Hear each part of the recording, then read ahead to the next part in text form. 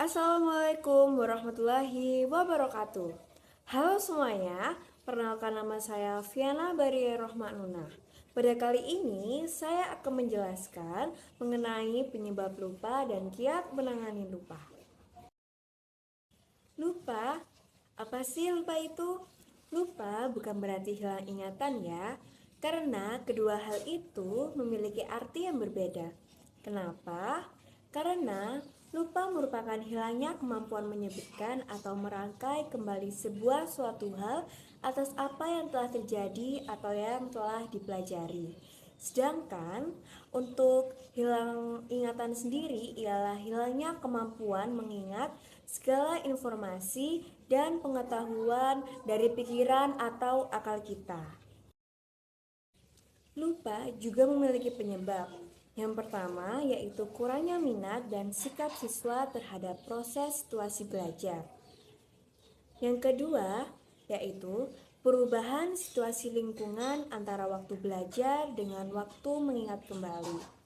Dan yang ketiga, tidak pernah menggunakannya materi pelajaran yang sudah dikuasai sebelumnya. Jadi, jika kita tidak mempelajari materi lagi, itu akan membuat atau menimbulkan lupa.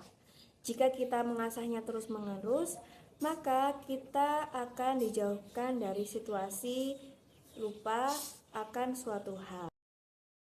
Penyebab lupa juga bisa ditangani. Yang pertama yaitu kita bisa menggunakan teknik overlearning, yakni upaya belajar siswa yang melebihi batas penguasaan dasar atas materi atau topik tertentu. Contohnya seperti pembacaan teks Pancasila setiap hari Senin dan Sabtu.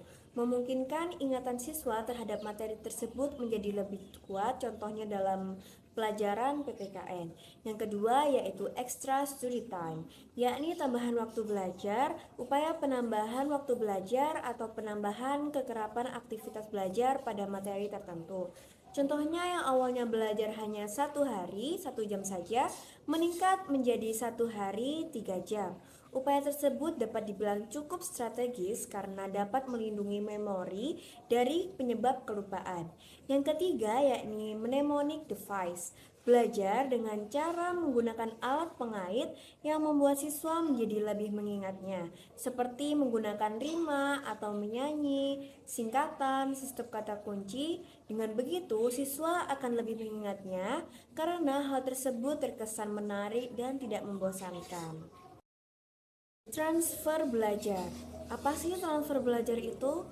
Transfer belajar ialah pemindahan kebiasaan berpikir, perasaan, atau pekerjaan ilmu pengetahuan dari suatu keadaan ke keadaan belajar yang lain. Transfer belajar memiliki 3 teori. Yang pertama yaitu teori disiplin formal. Teori disiplin formal terjadi apabila diperkuat atau didisiplinkan dengan latihan terus-menerus. Yang kedua, yakni teori identik, terjadi apabila dalam situasi baru terdapat unsur-unsur yang sama dengan situasi yang telah dipelajari sebelumnya. Yang ketiga, teori generalisasi, yakni memiliki kesamaan prinsip, pola, atau struktur yang telah dipelajari sebelumnya terjadi. 4 kategori transfer belajar GEGNI. Yang pertama yaitu transfer positif. Transfer positif yaitu berefek baik terhadap kegiatan belajar selanjutnya. Yang kedua, transfer negatif, yaitu berefek buruk terhadap kegiatan belajar selanjutnya. Yang ketiga, transfer vertikal, yaitu berefek baik terhadap kegiatan belajar pengetahuan atau keterampilan yang lebih tinggi.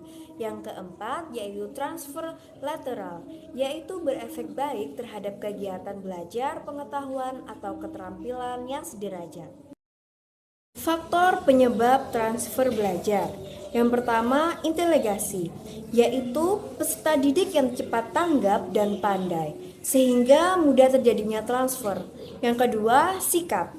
Bila kecenderungan menolak sikap negatif, maka transfer tidak akan terjadi dan demikian sebaliknya.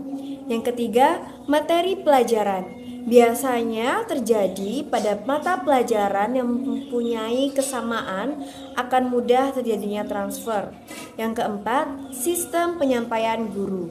Apabila siswa sering menunjukkan hubungan antara suatu pelajaran dengan menuju kehidupan sehari-hari, biasanya akan mudah terjadinya transfer.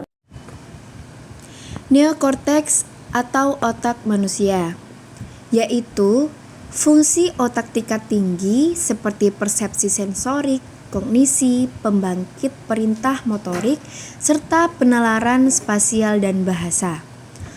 Limbic system atau otak mamalia. Sistem limbik adalah bagian otak yang sangat berperan dalam pembentukan tingkah laku emosi, seperti marah, taktik, dorongan seksual. Brainstem atau otak reptil. Bagian otak ini akan aktif apabila orang merasa takut, stres, terancam, marah, atau saat lelah. Pada saat otak reptil aktif, orang tidak dapat berpikir. Yang berperan adalah insting dan langsung bergerak. Sekian penyampaian materi dari saya. Wassalamualaikum warahmatullahi wabarakatuh.